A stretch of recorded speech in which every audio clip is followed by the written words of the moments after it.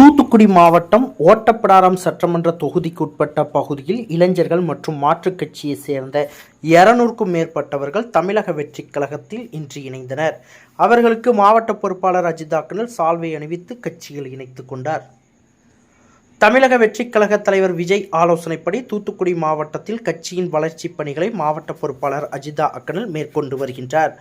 அதிலும் குறிப்பாக தூத்துக்குடி, திருச்செந்தூர், சிறுவைகுண்டம் உள்ளிட்ட சட்டமன்ற தொகுதியில் மீனவர்கள், இளைஞர்கள், பொதுமக்கள் என ஆயிரக்கணக்கான மக்களை தமிழக வெற்றிக் கழகத்தில் இணைத்து வருகின்றனர்.